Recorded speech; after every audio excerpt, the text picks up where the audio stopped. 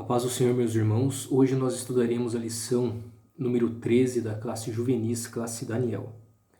O título da nossa lição é a seguinte pergunta: haverá uma segunda vinda de Jesus? O nosso texto bíblico encontra-se em 1 Pedro, capítulo 4, versículo 7, onde a palavra de Deus nos diz: o fim de todas as coisas está próximo, portanto, sejam criteriosos e sóbrios. Dediquem-se à oração. No comentário bíblico de Adam Clarke sobre esta passagem bíblica, vemos que poucos anos depois de Pedro escrever essa epístola, mesmo levando-a ao cálculo mais baixo, anos 60 a 61 depois de Cristo, Jerusalém foi destruída pelos romanos. A esta destruição, que estava literalmente à mão, o apóstolo alude quando diz: o fim de todas as coisas está próximo. O fim do templo, o fim do sacerdócio levítico, o fim de toda a economia judaica estava à mão. Se essas palavras pudessem ser entendidas em qualquer sentido geral, poderíamos dizer a toda a geração atual o seguinte: o fim de todas as coisas está próximo, o fim de todo o bem que os iníquos desfrutam e o fim de todo o mal que os justos sofrem. Então fique sóbrio e observe a oração. Fique sóbrio, faça uso prudente e moderado de tudo o que você possui e vigia contra todas as ocasiões de pecado. E ore para que a mão de apoio de Deus esteja sobre você para sempre. Fique sóbrio e observe a oração.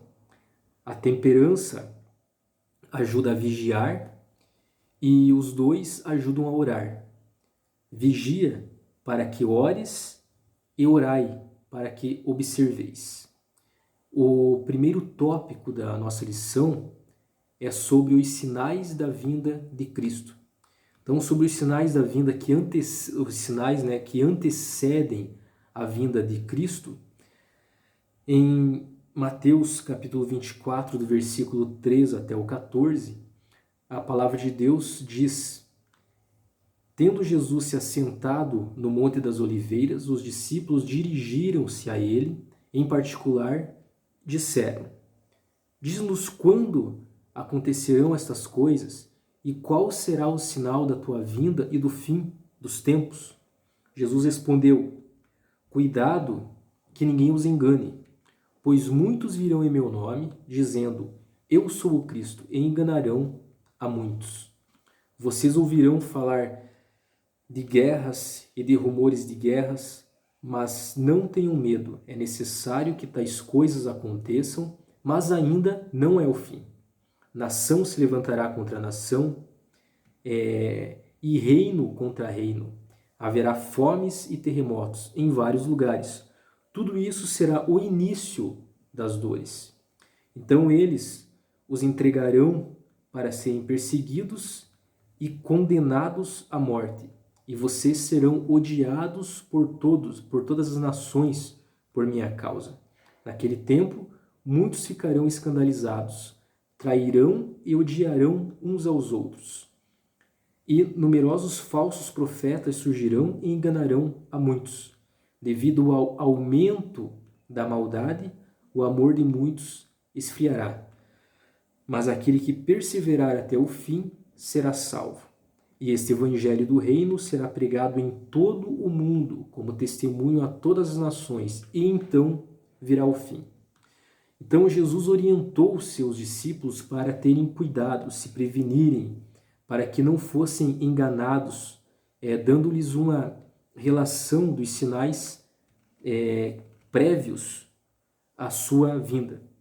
Isto nos dá a entender que precisamos conhecer os sinais para ficarmos atentos, para ficarmos de sobreaviso. E para isso precisamos estudar a Bíblia. Não sabemos a hora em que Jesus voltará para arrebatar a sua igreja, somente o Pai sabe. quando se dará tal acontecimento. Porém, Jesus falou a respeito dos sinais que antecederiam a sua volta. Esses sinais são um alerta para nós. Então precisamos estar atentos, precisamos vigiar a todo o momento, como se Cristo voltasse agora. Um dos sinais é o surgimento dos falsos cristos e falsos profetas.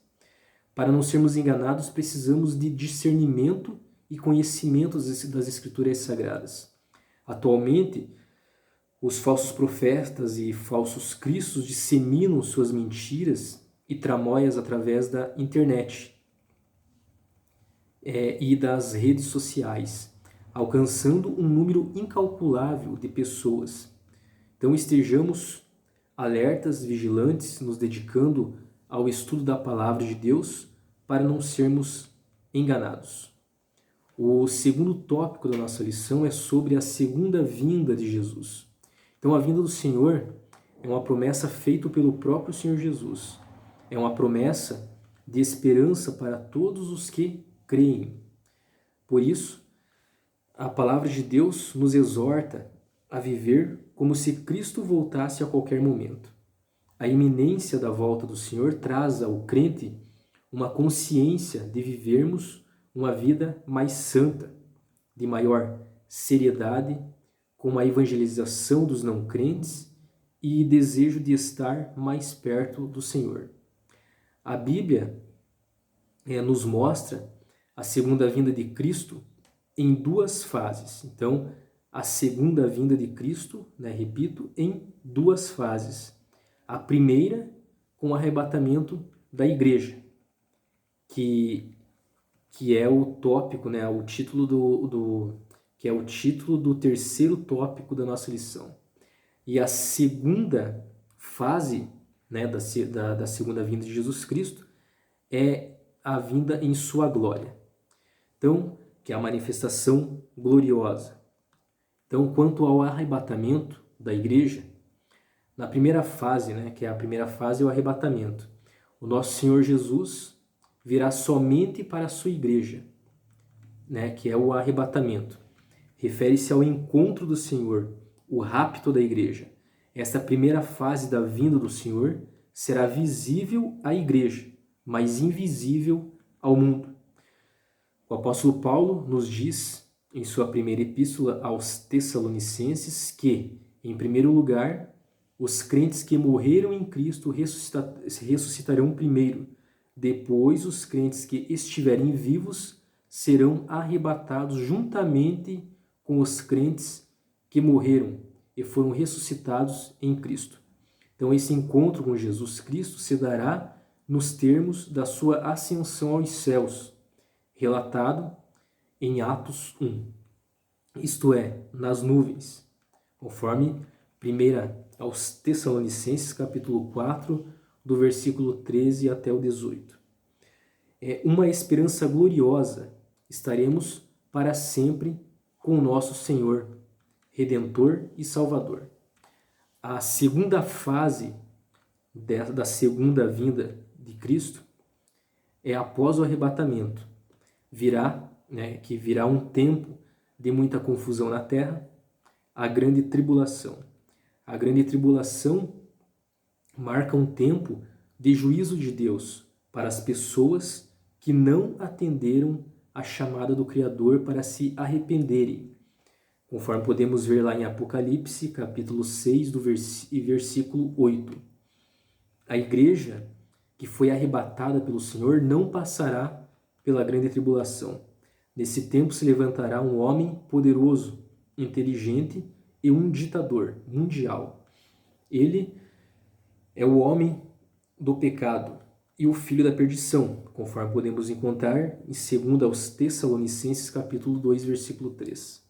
Então, no momento de tão grande aflição proporcionada pela ascensão do anticristo, mas juntamente com a igreja que fora anteriormente arrebatada, a igreja que foi anteriormente arrebatada, Jesus Cristo intervirá no mundo para destruir o anticristo.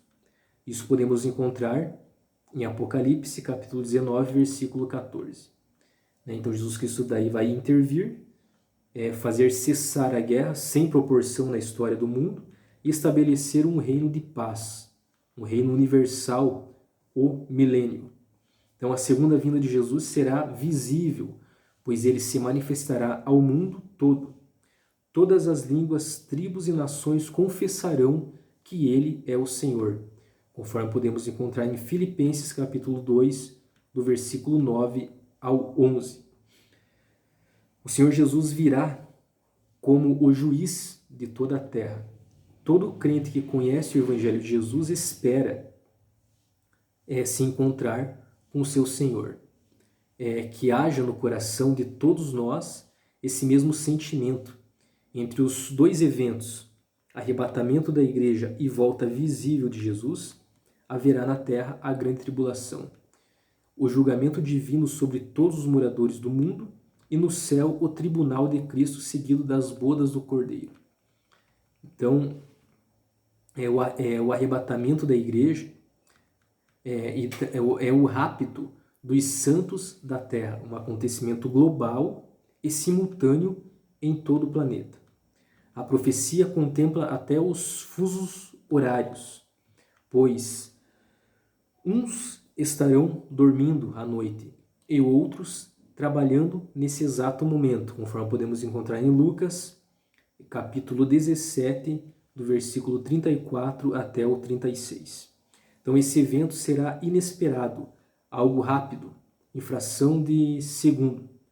Então, invisível aos olhos humanos. No momento, no abrir e fechar de olhos, ao ressoar da última trombeta, a trombeta soará e os mortos ressuscitarão incorruptíveis e nós seremos transformados.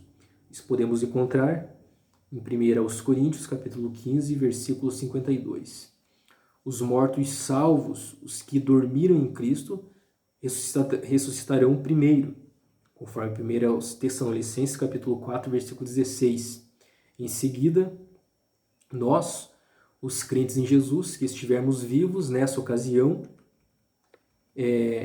com o corpo corruptível já revestido da incorruptibilidade, quando aquilo que é mortal estiver revestido da imortalidade, né? Conforme 1 Coríntios capítulo 15, versículo 53, então seremos arrebatados da terra para encontrar com o Senhor Jesus Cristo nas nuvens, conforme 1 aos Tessalonicenses capítulo 4, versículos 16 e 17. Então o arrebatamento da igreja é a primeira fase da segunda vinda de Cristo, a esperança da igreja. Em Filipenses capítulo 3, versículo 21, encontramos que pelo poder que o capacita a colocar todas as coisas debaixo do seu domínio, ele transformará os nossos corpos humilhados para serem semelhantes ao seu corpo glorioso. Então, conforme falamos, a segunda vinda de Cristo ocorrerá em duas fases. A primeira fase é o arrebatamento, do qual falamos, e a segunda fase da vinda de Cristo é a manifestação gloriosa. Então, 7 anos depois do arrebatamento da igreja, o Senhor virá em glória, visível aos olhos humanos, conforme Mateus capítulo 24, versículo 30 e 31, e Lucas capítulo 21, do versículo 25 até o 28. Então, nesse retorno de Jesus à terra, ele virá acompanhado dos santos. Isso podemos encontrar em 1 aos Tessalonicenses, capítulo 3, versículo 13.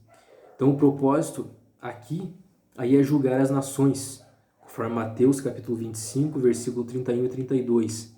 Restaurar o trono de Davi, conforme consta em Zacarias, capítulo 12, do versículo 8 ao 14, em cumprimento à promessa de Deus feita por meio do anjo Gabriel. E o Senhor Deus lhe dará o trono de Davi, seu pai, e reinará eternamente na casa de Jacó, e o seu reino não terá fim. Conforme podemos encontrar em Lucas, capítulo 1, versículo 32 e 33. Virá destruir a besta e o falso profeta, conforme Apocalipse, capítulo 19, versículos 19 e 20. E estabelecer o seu reino de justiça e de paz na terra. O reino de Deus de 1000 anos. Isso podemos encontrar em Isaías, capítulo 2, versículo 4, e também em Apocalipse, capítulo 20, né, do versículo 2 e 3. Então, quanto à grande tribulação, é um período de transição entre a dispensação da igreja e o milênio. Um tempo de angústia e sofrimento sem precedentes na história. Também conhecido como o Dia do Senhor, em 2 Pedro capítulo 3, versículo 10. Então a igreja não passará, conforme já falamos, né, por esse período que é conhecido como a Grande Tribulação. Será a era do Anticristo, conforme podemos encontrar em 2 Tessalonicenses capítulo 2, do versículo 7 até o 9. Então é identificado como a besta. Então o falso profeta será o porta-voz do Anticristo, que enganará o povo por meio dos falsos milagres. E o Anticristo fará um concerto com a nação de Israel por uma semana de anos, conforme encontramos lá em Daniel, capítulo 9, versículo 27. Mas na metade deste período, o concerto será rompido, pois os judeus descobrirão que fizeram um acordo com o próprio diabo. Então, só a partir daí é que começa o período da angústia de Jacó, de Jeremias capítulo 30, versículo 7. Então, todos esses horrores, né, estão registrados a partir do capítulo 6 de Apocalipse. Então, esse período foi determinado por Deus para fazer justiça contra a rebelião dos moradores da terra e para preparar a nação de Israel para o encontro com o seu Messias, conforme encontramos lá em Amós, capítulo 4, versículo 12. E temos também um evento da segunda vinda de Cristo, né, sobre o tribunal de Cristo e as bodas do Cordeiro. Então, enquanto aqui na terra, né, estiver ocorrendo a grande tribulação, no céu os santos estarão recebendo a recompensa por aquilo que cada um fez em vida, pela causa, né, do Evangelho, conforme 1 Coríntios, capítulo 3, do versículo 12 até o 15. Então, aí é o chamado Tribunal de Cristo, né, conforme 2 Coríntios, capítulo 5, versículo 10, que é a premiação dos salvos. Aqui não se trata de um julgamento para salvação ou condenação. Todos os presentes nessa ocasião já são salvos em Jesus, visto que a salvação é pela graça. Então aqui se trata de mais uma bênção aos salvos. Em seguida, virá a festa das bodas do Cordeiro, conforme encontramos em Apocalipse, capítulo 10, versículo 9. Então, o grande banquete que celebrará a união de Cristo com a sua igreja. O último tópico da nossa lição é sobre vigiar e orar. Então, no livro Doutrinas Bíblicas, Os Fundamentos da Nossa Fé, de Stanley Orton, encontramos o seguinte, que o Senhor advertiu-nos quanto ao tempo de sua vinda. Falou o seguinte, né? Mas daquele dia e hora ninguém sabe, nem os anjos que estão no céu, nem o Filho, senão o Pai. Olhai, vigiai e orai, porque não sabeis quando chegará o tempo. Isso encontramos em Marcos, capítulo 13, versículo 32 e 33. Jesus também disse aos discípulos, momentos antes de subir aos céus, que não lhes pertencia saber os tempos ou as estações que o Pai estabeleceu pelo seu próprio poder, conforme Atos capítulo 1, versículo 7. Então, a data do retorno de Cristo não é prerrogativa nossa. Contudo, há algumas linhas mestras que devemos observar para que não sejamos surpreendidos. Em vista da necessidade de nos mantermos sempre alertas, podemos falar da bendita esperança como algo que fosse acontecer a qualquer momento. Então não queremos dizer com isso que o Senhor Jesus poderia ter retornado imediatamente após a sua ascensão. Mas atentamos, para a parábola na qual Jesus pintou um homem nobre que partiu para uma terra remota a fim de tomar para si um reino e voltar depois. E chamando 10 servos seus, deu-lhes 10 minas e disse-lhes: negociai até que eu venha. Essa passagem encontramos em Lucas, capítulo 19, do versículo 11 até o 27.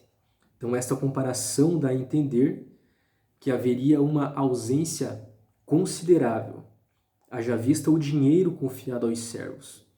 Era sinal de que estes deveriam cumprir suas tarefas com fidelidade. Como eles não sabiam o tempo exato do retorno de seu senhor, não podiam mostrar-se negligentes. Teriam de cuidar com o máximo de zelo dos negócios do mestre.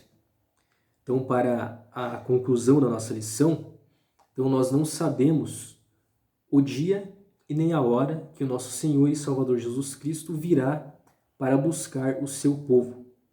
Sabemos, através da Bíblia, que a volta de Jesus Cristo é tão certa quanto o ar que respiramos. Nós, cristãos, aguardamos ansiosos a vinda do nosso Salvador e precisamos sempre estar vigiando e orando. O pastor Alejandro Bulhon diz que a volta de Cristo não depende de crermos ou não, de estarmos preparados ou não. A volta de Cristo não depende de acreditarmos ou não, mas é certo que ele virá, que ele vai voltar. Então, conta-se também que certa vez perguntaram para o pastor John Wesley, fizeram a seguinte pergunta: o que você gostaria de estar fazendo quando Jesus voltasse? E ele respondeu: eu gostaria de estar fazendo o que faço todos os dias, pois todos os dias aguardo ansiosamente a vinda do Senhor Jesus. Então que vivamos hoje como se Cristo voltasse já. Amém? Deus abençoe a cada um de vocês e até a próxima.